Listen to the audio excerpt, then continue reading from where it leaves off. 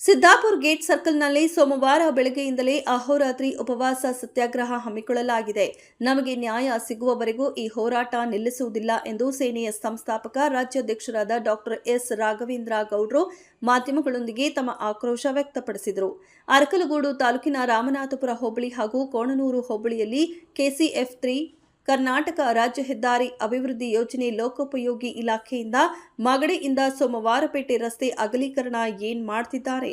ರಸ್ತೆಯ ಪ್ಲಾನಿಂಗ್ ವಿಚಾರದಲ್ಲಿ ಹಾಗೂ ಕಾಮಗಾರಿ ಹೆಚ್ಚಿನ ಲೋಪದೋಷವಾಗಿದ್ದು, ಇದರಿಂದ ಹೆಚ್ಚಿನ ಜನರಿಗೆ ರಸ್ತೆ ಅಪಘಾತ, ಭೂ ಸ್ವಾಧೀನದಲ್ಲಿ ಪರಿಹಾರ ಕೊಡದೆ ರಸ್ತೆ ಕಾಮಗಾರಿ ಮಾಡಿದ್ದು ಹಾಗೂ ರಸ್ತೆ ಅಪಘಾತದಲ್ಲಿ ಹೆಚ್ಚು ಮರಣ ಹೊಂದಿದ್ದು ಹಾಗೂ ಅಪಘಾತದಿಂದಾಗಿ ಹೆಚ್ಚಿನ ಯುವಕರು ಕೈಕಾಲುಗಳನ್ನು ಕಳೆದುಕೊಂಡಿರುತ್ತಾರೆ. ಸರ್ಕಾರದ ಗಮನ ಹಾಗೂ ಅಧಿಕಾರಿಗಳು ಗಮನಕ್ಕೆ ಗೊತ್ತಿದ್ರೂ ಕೂಡ ಈ ರಸ್ತೆ ವಿಚಾರದಲ್ಲಿ ಆಗಿರುವಂತಹ ಹೆಚ್ಚಿನ ಲೋಪದೋಷಗಳು ಸರಿಪಡಿಸಬೇಕು ಹಾಗೂ ಭೂ ಸ್ವಾಧೀನ ಮಾಡಿಕೊಂಡು ಪರಿಹಾರದ ಕೊಡದೆ ಬಡ ಜನರಿಗೆ ತೊಂದರೆ ಕೊಡುತ್ತಿರುವ ಅಧಿಕಾರಿಗಳ ವಿರುದ್ಧ ನೊಂದವರ ಪರವಾಗಿ, ರೈತರ ಪರವಾಗಿ ಸುವರ್ಣ ಕರ್ನಾಟಕ ರಕ್ಷಣಾ ಸೇನೆ ಅಹೋರಾತ್ರಿ ಧರಣಿ ಹಾಗೂ ಉಪವಾಸ ಸತ್ಯಾಗ್ರಹ ಹಮ್ಮಿಕೊಂಡಿದ್ದು, ತಾಲೂಕಿನ ರೈತರಿಗೆ ನ್ಯಾಯ ಸಿಗುವವರೆಗೂ ಹೋರಾಟ ಪ್ರಾರಂಭ ಮಾಡುತ್ತಿದ್ದೇವೆ ಎಂದು ತಿಳಿಸಿದರು.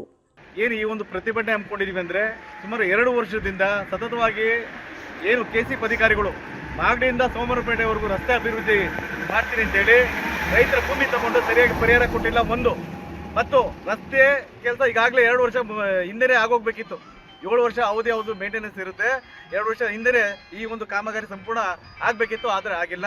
ಆದರೆ ಇದಕ್ಕೆ ಸಂಬಂಧಪಟ್ಟ ಅಧಿಕಾರಿಗಳಿಗೆ ಈಗಾಗಲೇ ಹೋರಾಟದ ಮುಖಾಂತರ ಸಾಕಷ್ಟು ಅವ್ರಿಗೆ ಮನವಿ ಮಾಡಿದ್ವಿ, ಹೋರಾಟ ಮಾಡಿದ್ವಿ, ಪ್ರತಿಭಟನೆ ಮಾಡಿದ್ವಿ, ಧರಣಿ ಮಾಡಿದ್ವಿ. ಈ ದಿನ ಅಹೋರಾತ್ರಿ ಧರಣಿ ನಾವು ಮಾಡ್ತಾ ಇದ್ವಿ.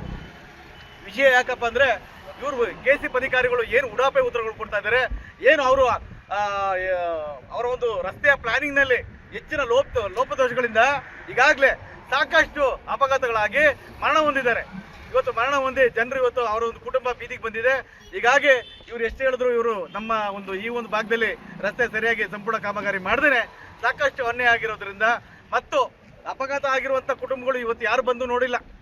ಅಪಘಾತ ಆಗಿರುವಂಥ ಕೆಲವೊಂದು ಜನರಿಗೆ ಏನಾರು ವಾಹನಗಳಲ್ಲಿ ಇನ್ಸೂರೆನ್ಸ್ ಇದ್ದರೆ ಅವ್ರಿಗೆ ಕ್ಲೈಮ್ ಆಗುತ್ತೆ, ಇಲ್ಲ ಅಂದರೆ ಏನು ಮಾಡ್ತಾರೆ. ಹೀಗಾಗಿ ಸ್ಥಳೀಯ ನಾಯಕರು, ಜನಪ್ರತಿನಿಧಿಗಳು, ಅಧಿಕಾರಿಗಳು ಈ ಒಂದು ಕೆಸಿಎಫ್ನ ಏನು ವಿಶೇಷ ಜಿಲ್ಲಾಧಿಕಾರಿಗಳು ಬೆಂಗಳೂರಿನಲ್ಲಿ ರಾಜ್ಯ ಹೆದ್ದಾರಿಯ ಒಂದು ವಿಶೇಷ ಜಿಲ್ಲಾಧಿಕಾರಿಗಳು ಬೆಂಗಳೂರಿಂದ ಇಲ್ಲಿ ಬರಬೇಕು ಮತ್ತು ಇಂಜಿನಿಯರ್ಗಳು ಬರಬೇಕು ಮತ್ತು ಈ ಹಾಸನ ಜಿಲ್ಲಾಧಿಕಾರಿಗಳು ಈ ಒಂದು ಭಾಗಕ್ಕೆ ಬಂದು ಇಲ್ಲಿ ಏನು ಜನರಿಗೆ ಅನ್ಯಾಯ ಆಗಿದೆ, ರೈತರಿಗೆ ಏನು ಮೋಸ ಆಗಿದೆ, ಅಪಘಾತ ಯಾಕಾಗ್ತಾ ಇದೆ, ಈ ಒಂದು ವಿಚಾರವಾಗಿ ನಮ್ಮ ಬಳಿ ನೇರವಾಗಿ ಬಂದು ನಮ್ಮ ಸಮಸ್ಯೆಯನ್ನು ಆಲಿಸಿ ಬಗೆಹರಿಸಿದ್ರೆ ನಮ್ಮ ಹೋರಾಟ ಕೈ ಬಿಡ್ತೀವಿ. ಇಲ್ಲ ಅಂದ್ರೆ ಈ ದಿನ ಉಪವಾಸ ಸತ್ಯಾಗ್ರಹ ಮಾಡ್ತಾ ಇದ್ದೀವಿ. ಮುಂದಿನ ದಿನಗಳಲ್ಲಿ ಏನು ಇದು ನಿರಂತರವಾಗಿ ಹೋರಾಟ ಇರುತ್ತೆ. ಇಷ್ಟು ದಿನ ಒಂದೊಂದು ದಿನ ಹೋರಾಟ ಮಾಡ್ತಿದ್ವಿ, ಇನ್ನು ಮುಂದೆ ಒಂದು ದಿನ ಹೋರಾಟ ಇಲ್ಲ. ಈ ದಿನ ಏನು ನಾವು ಪ್ರಾರಂಭ ಮಾಡಿದ್ವಿ, ಇದು ಪ್ರಾರಂಭ, ಅಂತ್ಯ ಅಲ್ಲ.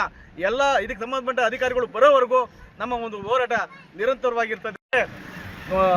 ರೈತರಿಗೆ ಅನ್ಯಾಯ ಆಗಿರೋರಿಗೆ, ಏನು ಜಮೀನು ತಗೊಂಡು ಅನ್ಯಾಯ ಆಗಿದೆ ಅವ್ರಿಗೆ ನ್ಯಾಯ ಸಿಗಬೇಕು. ಅಪಘಾತಗಳು ಹೆಚ್ಚಾಗ್ತಾ ಇದೆಯಲ್ಲ, ಅಪಘಾತಗಳು ತಪ್ಪಬೇಕು. ಮತ್ತು ಕೊಣನೂರು ಹೋಬಳಿ ಮತ್ತು ರಾಮನಾಥಪುರ ಹೋಬಳಿ ಈ ಒಂದು ಭಾಗಕ್ಕೆ ಕೆಸಿಎಫ್ ಏನು ಸಂಸ್ಥೆಯವರು ಇದ್ದಾರೆ, KNR ಸಂಸ್ಥೆಯವರು ಇದ್ದಾರೆ, ಒಂದು ಆಂಬುಲೆನ್ಸ್ ಈ ಒಂದು ಭಾಗಕ್ಕೆ ಕೊಡಬೇಕು. ಯಾಕೆಂದರೆ ಅತಿ ಹೆಚ್ಚು ಅಪಘಾತ ಆಗ್ತಾ ಇದೆ. ಈ ವಿಚಾರವಾಗಿ ನಾವು ಒಂದು ಹೋರಾಟ ಮಾಡ್ತಾ ಇದ್ದೀವಿ. ನಮ್ಮ ಒಂದು ಹೋರಾಟ ನ್ಯಾಯ ಸಿಗೋವರೆಗೂ ನಮ್ಮ ಹೋರಾಟ ಈ ಒಂದು ಅಂತಿಮಗೊಳ್ಳಲ್ಲ. ಇವತ್ತು ನಾವು ಪ್ರಾರಂಭ ಮಾಡಿದ್ವಿ, ನಮಗೆ ನ್ಯಾಯ ಸಿಗೋವರೆಗೂ ನಾವು ಹೋರಾಟ ಮಾಡ್ತೀವಿ ಅಂತ ಈ ಒಂದು ಸಂದರ್ಭದಲ್ಲಿ ಹೇಳ್ತಾ ನಾನು 2 ಮಾತು ಮುಕ್ತಾಯ ಮಾಡ್ತೀನಿ. ನಮಸ್ಕಾರ. ಬೇಕು ಬೇಕೇ ಬೇಕು, ಬೇಕೇ ಬೇಕು, ಎತ್ತಕ್ಕಾಗಿ ಹೋರಾಟ, ಎತ್ತಕ್ಕಾಗಿ ಹೋರಾಟ, ಎತ್ತಕ್ಕಾಗಿ ಹೋರಾಟ.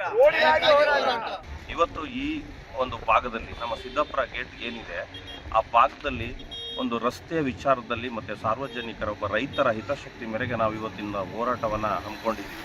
ಇವತ್ತಿನ ಹೋರಾಟದ ವಿಚಾರ ಏನಪ್ಪ ಅಂತ ಹೇಳಿದ್ರೆ, ಈ ರಸ್ತೆಯ ಅಗಲೀಕರಣ, ಹಾಗೆ ಒಂದು ಸಾರ್ವಜನಿಕರ ಒಂದು ರೈತರ ಜಮೀನಿನ ಒಂದು ಅವರ ಪಡ್ಕೊಂಡಿರೋದಕ್ಕೆ ಒಂದು ಪರಿಹಾರನ ಕೊಡದೇ ಇರೋದು, ಮತ್ತು ಈ ರಸ್ತೆಯಲ್ಲಿ ಅಪಘಾತಗಳು ತುಂಬ ಆಗಿ ತುಂಬ ಜನಕ್ಕೆ ಕಾರಣಾಂತರಗಳಿಲ್ಲದೇ ವಾಹನಗಳಲ್ಲಿ ಒಂದು ಅವರ ವಯೋಜ್ಞಾನದಿಂದ ತುಂಬ ತೊಂದರೆ ಒಳಗಾಗಿದ್ದಾರೆ. ಆದ ಕಾರಣ ಈ ರಸ್ತೆಯನ್ನು ಆದಷ್ಟು ಬೇಗ ಅಗಲೀಕರಣ ಮಾಡಿ ಈ ವಿದ್ಯುತ್ ದೀಪಗಳನ್ನ ಆದಷ್ಟು ಬೇಗ ಇದನ್ನು ಸರಿಪಡಿಸ್ಕೊಟ್ಟು, ಮತ್ತು ಈ ರಸ್ತೆ ಆದಷ್ಟು ಒಂದು ತುಂಬ ಇಲ್ಲಿಂದ ನಾಗಮಂಗಲದವರಿಗೆ ನಮ್ಮ ಸೋಮವಾರಪೇಟೆ ತಾಲೂಕಿನ ಗಡಿಭಾಗ ಏನಿದೆ ಆ ಗಡಿಭಾಗದಿಂದ ನಾಗಮಂಗಲದವರೆಗೂ ಇಲ್ಲಿ ತನಕ ಆಗಿರ್ತಕ್ಕಂಥ ಅನಾಹುತಗಳಿಗೆ ಎಷ್ಟೋ ಜನಕ್ಕೆ ಪರಿಹಾರಗಳು ಕೂಡ ಸಿಕ್ಕಿಲ್ಲ.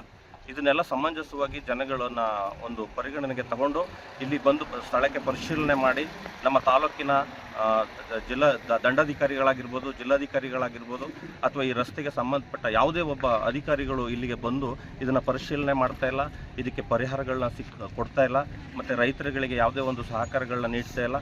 ಸಾರ್ವಜನಿಕರಿಗೆ ತುಂಬ ತೊಂದರೆ ಆಗ್ತಾ ಇರೋದ್ರಿಂದ ದಯಮಾಡಿ ಆದಷ್ಟು ಬೇಗ ಬಂದು ಇಲ್ಲಿ ಪರಿಶೀಲನೆ ಮಾಡಿ ಈ ಜಾಗಕ್ಕೆ ಒಂದು ಕುಂದುಕೊರತೆಗಳನ್ನ ನಿಭಾಯಿಸಲಿಲ್ಲ ಅಂತ ಹೇಳಿದ್ರೆ ಈ ಹೋರಾಟವನ್ನು ಮತ್ತೆ ನಾವು ಇನ್ನೂ ಮುಂದುವರಿಸ್ತೀವಿ ಅಂತ ಹೇಳಿ